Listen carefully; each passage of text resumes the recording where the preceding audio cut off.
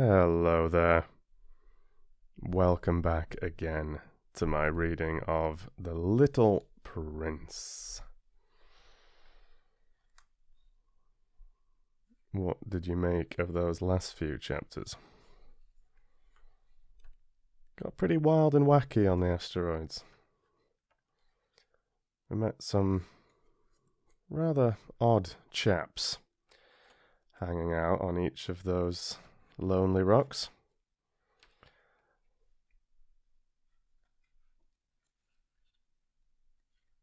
Do let me know if you had a favourite voice or a favourite character. They were not the most lovable of characters, I must say, but all rather intriguing. And I really do appreciate this author's style. It's original, it's quirky. It's been a lovely, charming, and rather sort of relaxing and sentimental story so far. So let's pick it up where we left off.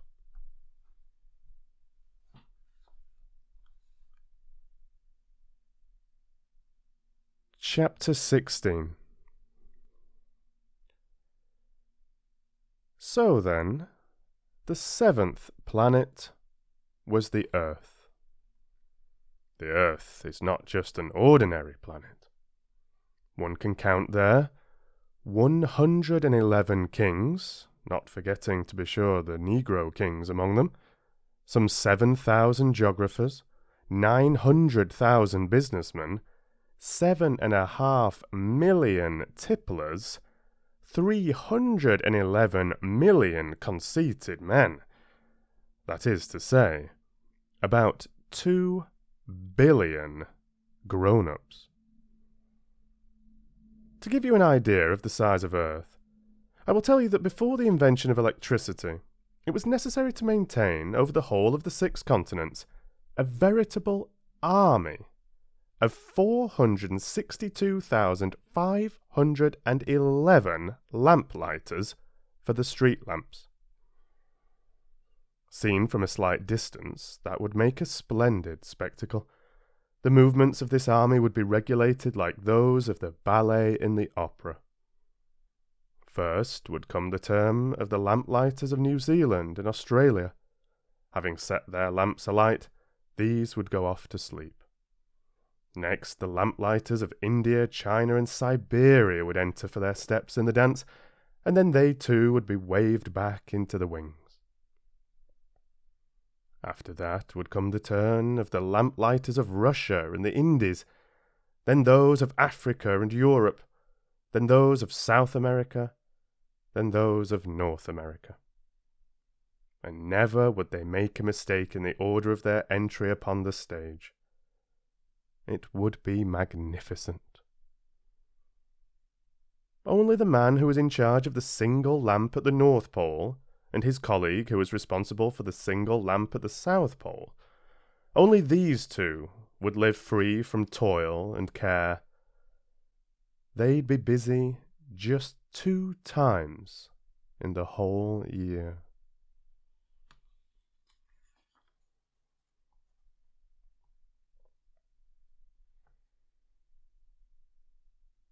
Chapter 17.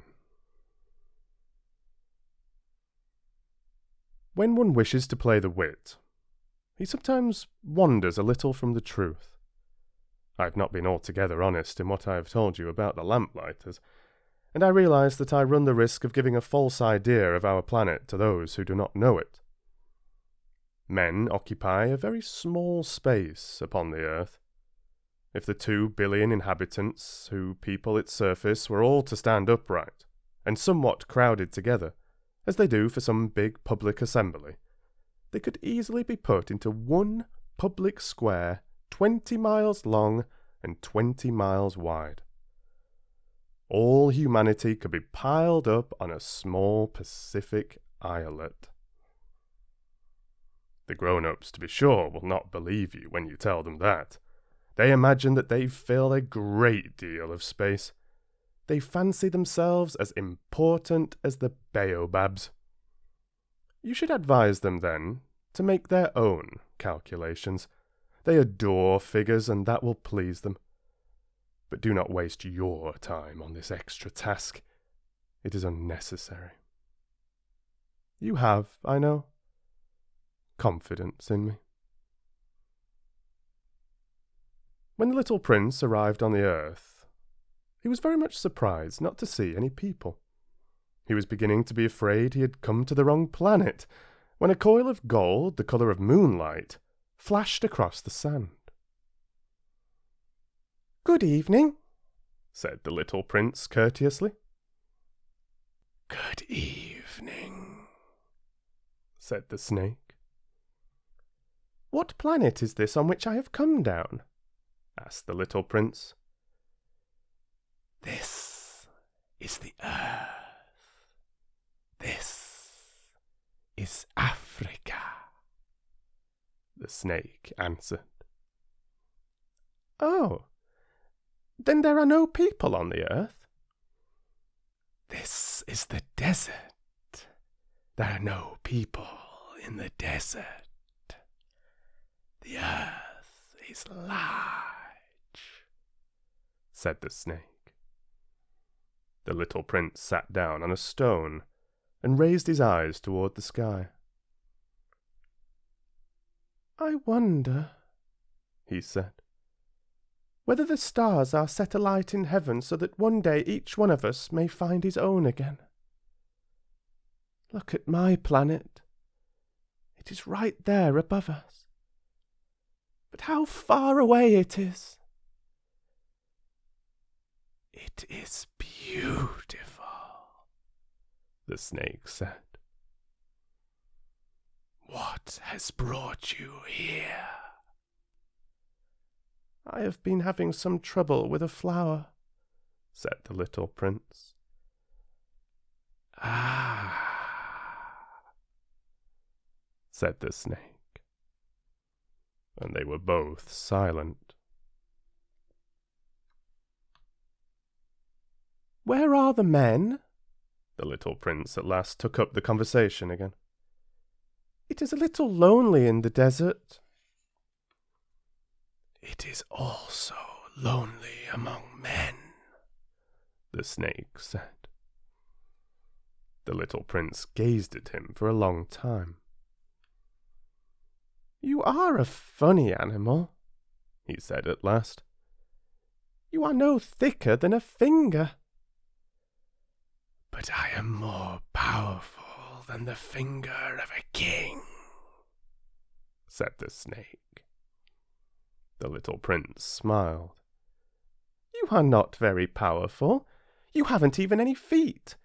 You cannot even travel." "I can carry you farther than any ship could take you," said the snake. He twined himself around the little prince's ankle like a golden bracelet.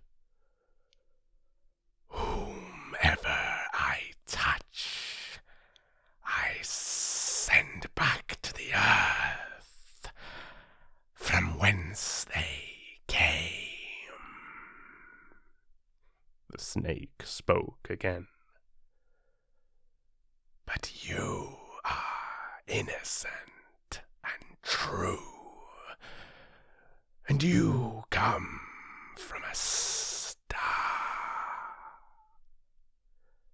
The little prince made no reply. "You move me to pity.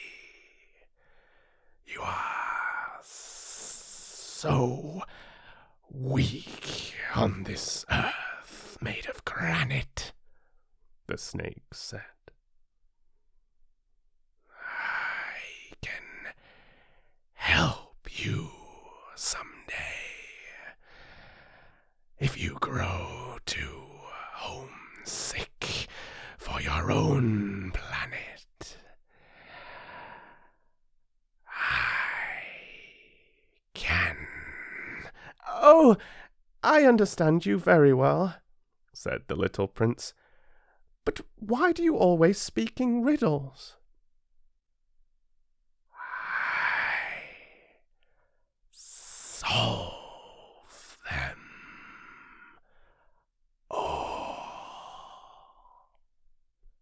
said the snake.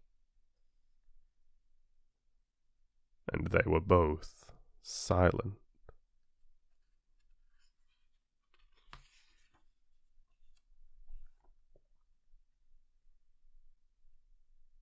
Chapter 18. The little prince crossed the desert and met with only one flower. It was a flower with 3 petals, a flower of no account at all. "Good morning," said the little prince. "Good morning," said the flower. "Where are the men?" the little prince asked politely. The flower had once seen a caravan passing. "Men?" she echoed. "I think there are 6 or 7 of them in existence. I saw them several years ago, but one never knows where to find them. The wind blows them away. They have no roots, and that makes their life very difficult." "Goodbye," said the little prince. "Goodbye," said the flower.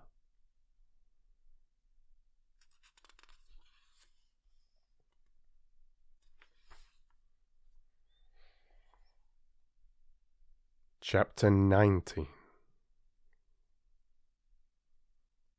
After that, the little prince climbed a high mountain. The only mountains he had ever known were the 3 volcanoes which came up to his knees, and he used the extinct volcano as a footstool. "From a mountain as high as this one," he said to himself, "I shall be able to see the whole planet at one glance, and all the people." But he saw nothing save peaks of rock that were sharpened like needles. "Good morning," he said courteously. "Good morning, good morning, good morning," answered the echo. "Who are you?" said the little prince. "Who are you? Who are you? Who are you?" repeated the echo. "Be my friends. I am all alone," he said. "I am all alone, all alone, all alone," came the reply from the echo. "What a queer planet," thought the little prince. "It is altogether dry, and altogether pointed, and altogether harsh and forbidding, and the people have no imagination. They repeat whatever one says to them. On my planet I had a flower. She always was the first to speak."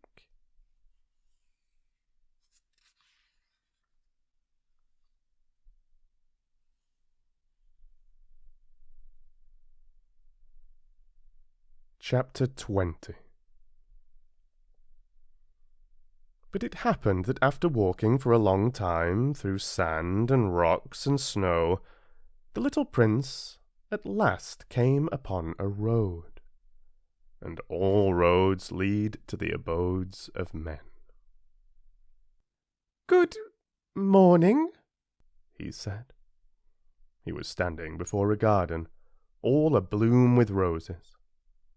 "Good morning," said the roses. The little prince gazed at them. They all looked like his flower. "Who are you?" he demanded, thunderstruck. "We are roses," the roses said. And he was overcome with sadness.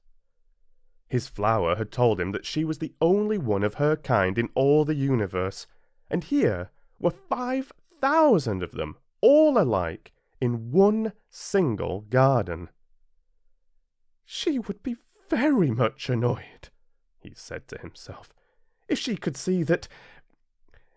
She would cough most dreadfully, and she would pretend that she was dying to avoid being laughed at, and I should be obliged to pretend that I was nursing her back to life. For if I did not do that, to humble myself also, she would really allow herself to die." Then he went on with his reflections. "I thought that I was rich, with a flower that was unique in all the world. And all I had was a common rose. A common rose, and 3 volcanoes that come up to my knees, and one of them perhaps extinct forever. That doesn't really make me a very great prince." And he lay down in the grass and cried.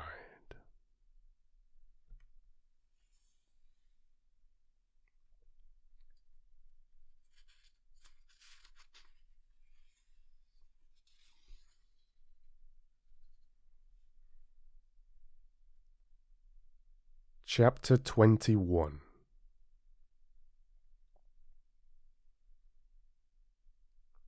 It was then that the fox appeared.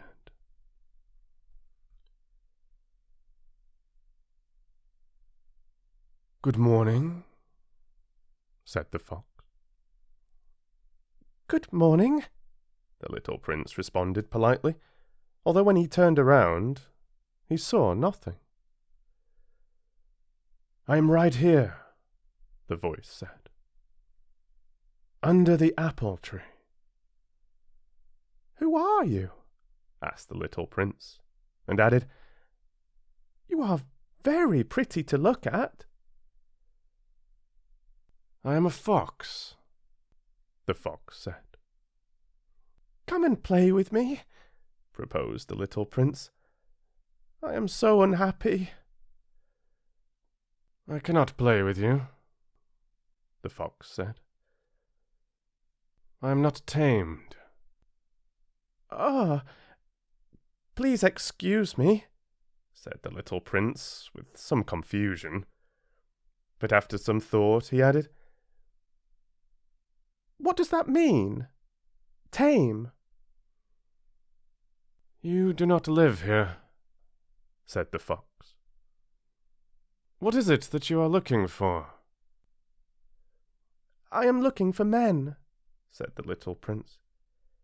"What does that mean? Tame?" "Men," said the fox. "They have guns and they hunt. It is very disturbing. They also raise chickens. These are their only interests. Are you looking for chickens?" "No," said the little prince. "I am looking for friends. What does that mean? Tame?" "It is an act too often neglected," said the fox. "It means to establish ties." "To establish ties?"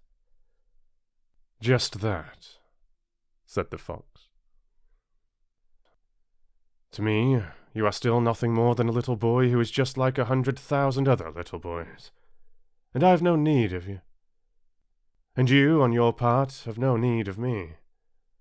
To you I am nothing more than a fox like 100,000 other foxes.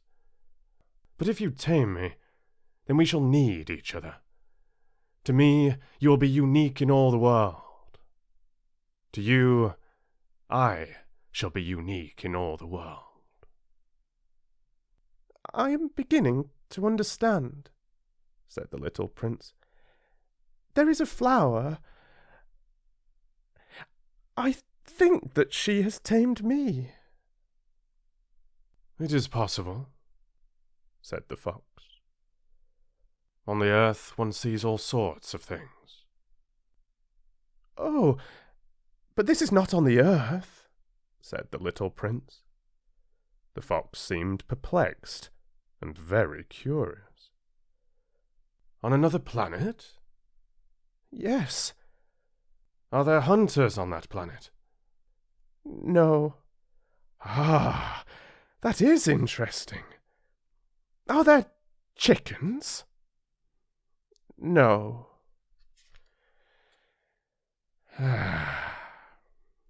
Nothing is perfect, sighed the fox. But he came back to his idea. My life is very monotonous, he said. I hunt chickens, men hunt me. All the chickens are just alike, and all men are just alike. And in consequence, I'm a little bored. But if you tame me, it will be as if the sun came to shine on my life. I shall know the sound of a step that will be different from all the others. Other steps send me hurrying back underneath the ground. Yours will call me, like music, out of my burrow. And then look, you see the grain fields down yonder? I do not eat bread. Wheat is of no use to me. The wheat fields have nothing to say to me, and that is sad. But you have hair that is the colour of gold. Think how wonderful that will be when you have tamed me. The grain, which is also golden, will bring me back the thought of you. And I shall love to listen to the wind in the wheat. The fox gazed at the little prince for a long time. Please, tame me, he said.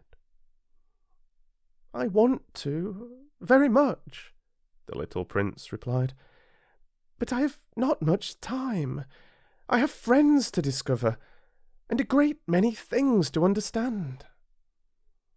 One only understands the things that one tames, said the fox. Men have no more time to understand anything. They buy things already made at the shops, but there is no shop anywhere where one can buy friendship, and so men have no friends any more. If you want a friend, tame me. What must I do to tame you? Asked the little prince. You must be very patient, replied the fox. First, you will sit down at a little distance from me, like that, in the grass. I shall look at you out of the corner of my eye, and you will say nothing. Words are the source of misunderstandings, but you will sit a little closer to me every day. The next day, the little prince came back. It would have been better to come back at the same hour, said the fox. If, for example, you came at 4 o'clock in the afternoon, then at 3 o'clock I shall begin to be happy. I shall feel happier and happier as the hour advances. At 4 o'clock I shall already be worrying and jumping about. I shall show you how happy I am. But if you choose to come at just any time, I shall never know at what hour my heart is to be ready to greet you. One must observe the proper rites. What is a rite? Asked the little prince. Those also are actions too often neglected, said the fox. The rites are what make one day different from other days, continued the fox. 1 hour from other hours. There is a rite, for example, among my hunters. Every Thursday they dance with the village girls, so Thursday is a wonderful day for me. I can take a walk as far as the vineyards. But if the hunters danced at just any time, one day would be like every other day, and I should never have any vacation at all. So the little prince tamed the fox, and when the hour of his departure drew near, "Ah," said the fox, "I shall cry." "It is your own fault," said the little prince. "I never wished you any sort of harm, but you wanted me to tame you." "Yes, that is so," said the fox. "But now you are going to cry," said the little prince. "Yes, that is so," said the fox. "Then it has done you no good at all." "It has done me good," said the fox, "because of the colour of the wheat fields." And then he added, "Go and look again at the roses. You will understand now that yours is unique in all the world. Then come back to say good-bye to me, and I will make you a present of a secret."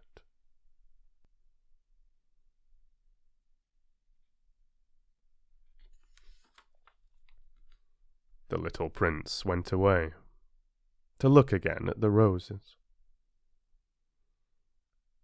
"You are not at all like my rose," he said. "As yet you are nothing. No one has tamed you, and you have tamed no one. You are like my fox when I first saw him. He was only a fox like 100,000 other foxes. But I have made him my friend, and now to me he is unique in all the world." And the roses were very much embarrassed. "You are beautiful, but you are empty," he went on. "One could not die for you. To be sure, an ordinary passer-by would think that my rose looked just like you, the rose that belongs to me. But in herself alone she is more important than all the hundreds of you other roses, because it is she that I have watered, because it is she that I have put under the glass globe, because it is she that I have sheltered behind the screen, because it is for her that I have killed the caterpillars, except the 2 or 3 that we saved to become butterflies, because it is she that I have listened to when she grumbled or boasted, or even sometimes when she said nothing.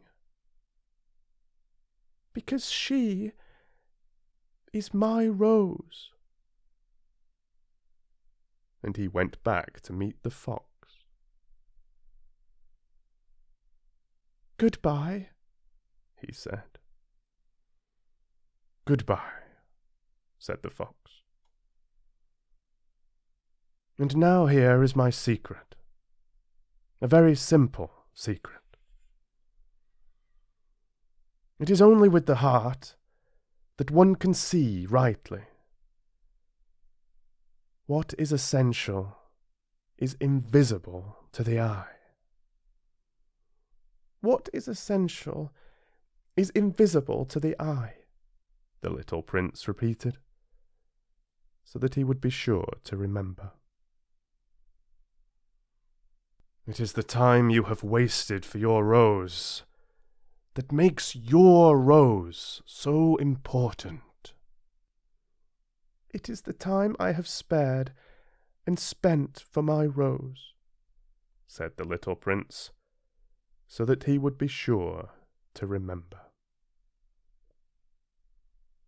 "Men have forgotten this truth," said the fox, "but you must not forget it. You become responsible forever for what you have tamed. You are responsible for your rose." "I am responsible for my rose," the little prince repeated, so that he would be sure to remember.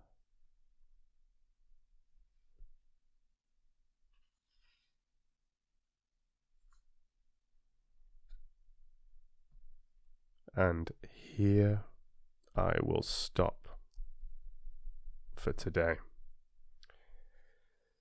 Thank you so very much for listening and sharing this story with me. As always, do let me know what you thought about these last few chapters. Wonderful to meet the little wise fox. A curious interpretation of a fox. You don't normally see them fulfilling this sort of role. It felt more like how you'd often get an owl or something like this. Really interesting, because of course I do have quite a soft spot for foxes, and I love that they're cunning and clever, and in some interpretations seen as leaders, almost sort of reluctant leaders, a little bit like Aragorn in the Lord of the Rings or something, which is sort of what I roughly based this voice on, my sort of voice that I used for Aragorn when I was narrating the Lord of the Rings a couple of years ago. But yeah, there was no real sort of deceptive, conniving side of the character at all that I could see. Yeah, he was teaching some pretty good lessons there, I think. And also a very curious depiction of the fox in these illustrations by the author as well. It feels like someone had described a fox to him and he'd never actually seen one, and then just tried his best. Like some of these old paintings that you see of elephants and tigers and things, you know. You know, here it looks like a little rabbit, fox, squirrel combination. Very interesting. Very interesting. Yeah, lovely. And before the fox, of course, we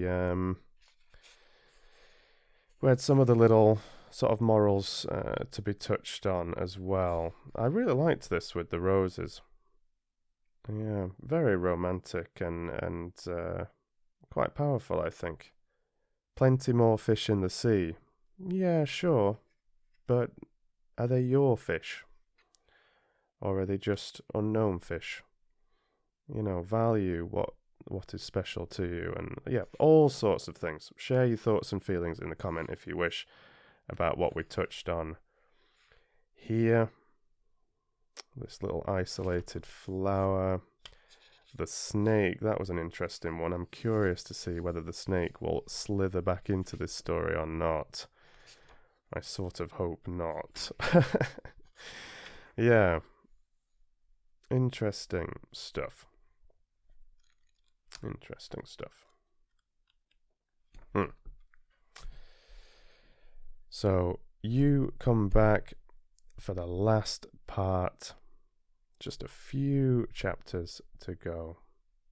And once we've wrapped up this story, I will edit these videos together into one complete audiobook video as well. So I hope you're looking forward to that if you fancy listening to this again. Okay, you take care now, wherever you are, whatever you're up to. Read to you soon.